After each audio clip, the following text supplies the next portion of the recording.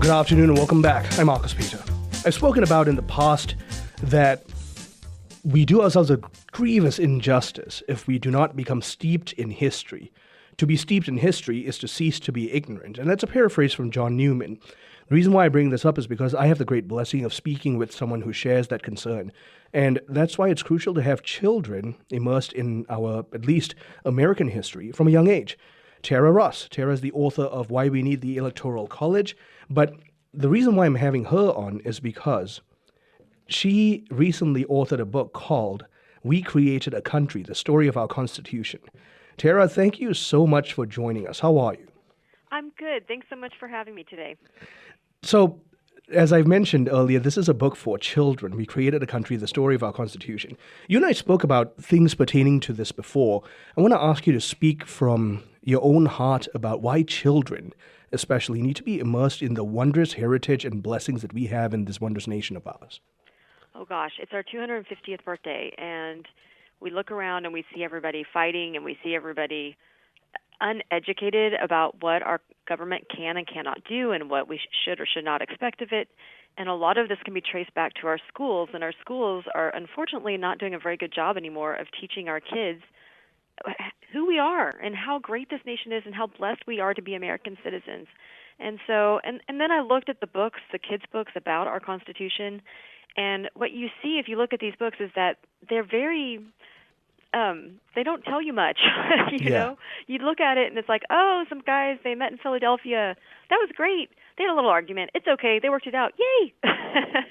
And our kids really need to know more than that. They need to know we have separation of powers, and we have checks and balances, and we divide power between our state and our national government, and we do all of these things for very important reasons that the founders discussed that summer in 1787.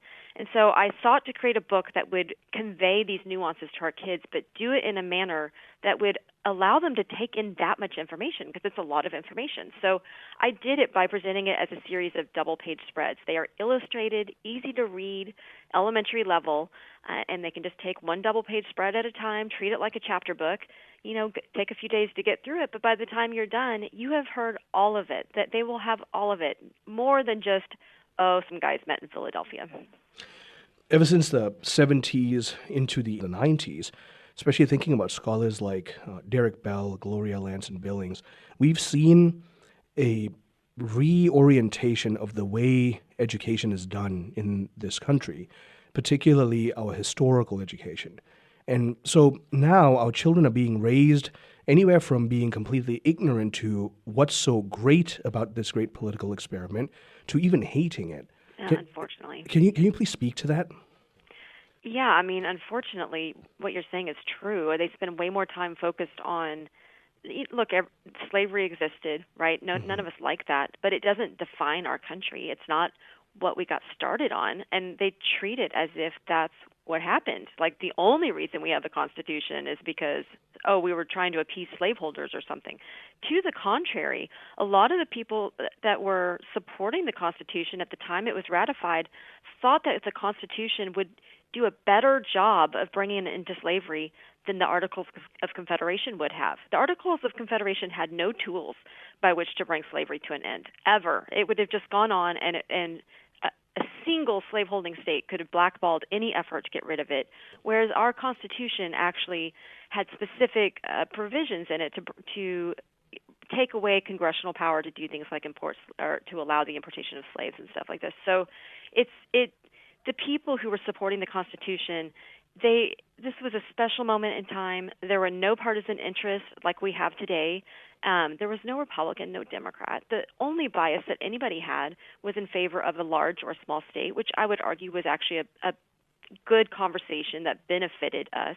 They were well educated. They had more knowledge of history than most of us can even imagine, and they were students of the political philosophers, and they had thoughtful debates about what would be the best thing to do for a country composed of both large and small states with a great diversity of people, and how could you preserve freedom in a place like that. In fact, can we also acknowledge that these were men who made themselves some of the most learned men in history? They were not ignorant, and they were steeped in not just tradition, in natural law tradition, they were also deeply steeped in the heritage of Judeo-Christianity. Share with us about that, please. Yeah, I mean, look, the founders, they get blasted sometimes, like, oh, they were It is just deists. unfair. They didn't really think God had. People say this stuff. What's actually true is that the founding generation, by and large, they knew that they needed religion, morality, and virtue if their government was to succeed. They believed that God was actively intervening to help them win the American Revolution. George Washington said that over and over again. Yep. And he called for days of prayer and thanksgiving, and he wanted the nation to be publicly thankful for the intervention of, he would say, divine providence in what had happened in the American Revolution. They thought it was a miracle, and indeed it was a miracle that we beat the British Army, which we should never have been able to do that. We were just a ragtag collection of soldiers, not well armed, not well taught most of the time, and we still somehow pulled this off. And there are so many stories during our revolution of, midnight escapes, a fog settling in to cover up the midnight escape of George Washington's army as it fled across a river, into New York. And this stuff happened over and over again. And so, again, though, to go back to what we were talking about before, our students and kids in schools are not being taught this. They are being taught the opposite. They are being taught that our founders were, just evil men who enslaved people, and we should never hope to emulate them, and nothing could be further from the truth. I'm an immigrant, and if I'm going to be very candid, my ancestry, I come from slavery to some degree. In fact, we're so far removed now that we don't have records after that point, or beyond that point of searching. I can tell you, as an immigrant, as a black immigrant from Asia, our founding fathers were not only some of the most brilliant men come together to put their differences aside for the sake of this mission, they also created the single greatest set of political documents human history had ever seen. And I say that as a self-made student of history. You who sees this firsthand, you study this, you teach this, can you please speak to why we ought to have a greater sense of gratitude for what they did for us? When you were talking, I was remembering what Calvin Coolidge said, and I'm paraphrasing. I'm not going to say it exactly, but he basically said, to live under the United States Constitution is the greatest political privilege ever afforded to anybody on this planet. And I think that we're maybe desensitized, or we take it for granted because we're just used to it, right? Like, we live here, we've always had the Constitution, we've always had these freedoms, and it's really easy to forget that, first of all, the bloodshed that went into that moment where we were able to do that, and two, how unusual and amazing it was that the founders actually stood up and did that. They lived in a moment in time when the king could choose your religion for you if he wanted to, and there were whole groups of people, women, black people, Jews, like just no rights at all, right? Like, they were just treated not very well. And the founders stood up to that, and they were like, no, we are going to take a step forward. We believe in self-governance. We believe that God endowed us with certain inherent rights, and that we are right to stand up for that. And so, look, while they did not do everything perfectly, slavery did exist. I would say it was a global problem, by the way, not a specifically American one, but it existed. There were more battles to fight than they could fight in one generation. Yep. But what they did do is they took the first step, and that was amazing, and it was something that we need to not ever forget. They took the first step forward, and then sometimes I say it's like a race with a baton, and they pass the baton to the next generation. And every generation of Americans since then has taken that baton and carried it further and further, and we've become better and better. And, recently, I'm a little worried because we're forgetting this history, and we need to never forget this history, because the founders laid this foundation for us, with the help of God, I would say, laid this foundation for us and for our country, gave us these documents, gave us these protections, and we need to support them. Tara, are you able to stay with us for another segment? I'd love to continue the conversation. My guest has been Tara Ross. Now, she is a prolific author and speaker on all things pertaining to history and even the overlap with the faith. But the reason why I'm talking with her right now is because she has 2 children's books out on teaching history to our children, the history of our nation. We created a country, the story of our Constitution, and on the other side, we fought for freedom, the story of our American Revolution. Good afternoon and welcome back. I'm Marcus Peter. I'm talking with Tara Ross, author of numerous books pertaining to the history of the United States of America. She's joining me to talk about a heart that she has for educating children on the wondrous heritage that we have. And so she has penned 2 children's books that I will be pleased to read aloud to my children from their young age and have them immersed in the blessing that we have in our wondrous country. The books are, firstly, We Fought for Freedom, the story of our American Revolution. And secondly, We Created a Country, the story of our Constitution. So, Tara, at the end of the last segment, you said something tremendously poignant. Well, you said a lot of things tremendously poignant, but this particular one is, we are born into this. And so it's easy to take it for granted. Those who are born into wealth don't know the sting of poverty. And so I came from a nation where freedom of speech and real freedom of religion simply doesn't exist. And so I have a very distinct appreciation for not just the gift of that First Amendment right, but then the need to practice and exercise the right and to fight to preserve it. So we fought for freedom, the story of our American Revolution. Can you please speak to this habit we have of taking for granted the immense blessing that we have? Yeah, I mean, I will just say personally, on a personal note, I know I took this for granted myself for a very long time until I went out of the country. I mean, this was a couple of decades ago at this point, but when I was in college, I went to Romania. It was a church trip. I went for several weeks, and the stark contrast between what we have here and what other nations have. I mean, when I was in Romania, it was right after Ceausescu fell, and there was a big mess. but that is what I got out of that trip. I can't remember most of the details of what we did or didn't do. I remember flashes, though, of like, holy cow, like this is what they live with? I can't believe it. And I got home.